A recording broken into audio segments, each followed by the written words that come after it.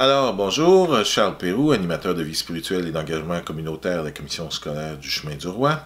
Dans cette capsule numéro 3, qui conclut la partie sur le temps d'écran à différents moments de la journée, on va se concentrer davantage sur la partie qu'on pourrait dire nocturne, bien sûr après le souper, parce que comme beaucoup de jeunes me le disent en classe, c'est beaucoup leur temps d'occupation qui se passe une fois que le souper est fait, on se branche et jusqu'à temps qu'on se couche.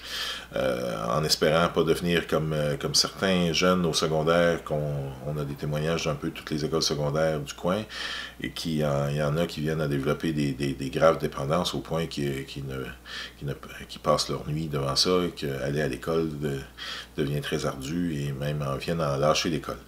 Mais dans les cas habituels qu'on peut voir en classe, bon, il y a des jeunes qui passent énormément de temps, il y en a d'autres que c'est beaucoup plus équilibré.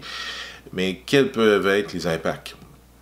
Bon, les jeunes me parlent souvent de la lumière bleue, qu'ils ont beaucoup entendu parler. On parle de mélatonine, qu'on sait que c'est quelque chose qu'on peut prendre pour s'aider à s'endormir, qu'on sait que ça existe dans le cerveau sans trop avoir de détails.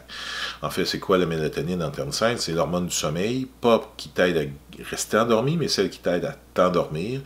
C'est naturel dans le cerveau, on peut s'en procurer à la pharmacie sous toutes sortes de formes pour s'aider à s'endormir et pas nécessairement rester endormi.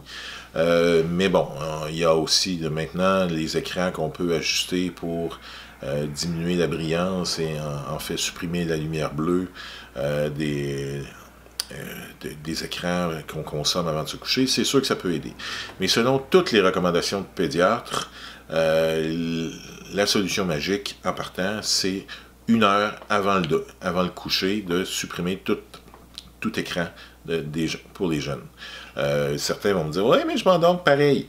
Oui, c'est fort possible que dans certains cas, ça ne change rien, mais à ce niveau-là, c'est pas nécessairement la possibilité de s'endormir qui va être affectée, mais il risque que le sommeil soit moins réparateur, qu'on reste davantage fatigué et qu'il y ait quand même un impact.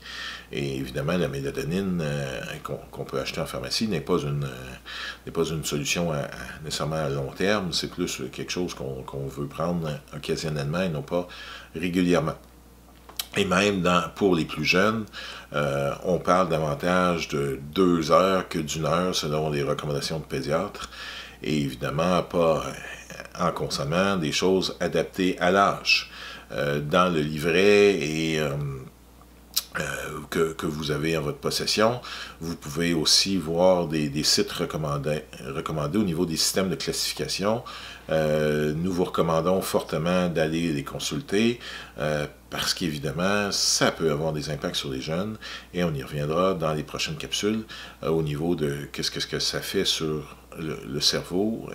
Entre autres, pour un jeune, bon, on peut voir que l'imaginaire et le réel, pour eux, au niveau du cerveau, ça ne commence à se former qu'à l'âge de 7-8 ans. Donc, une des grandes recommandations qu'on peut vous faire, c'est d'en discuter avec votre jeune pour qu'il réalise ce qui est vrai, ce qui n'est pas vrai.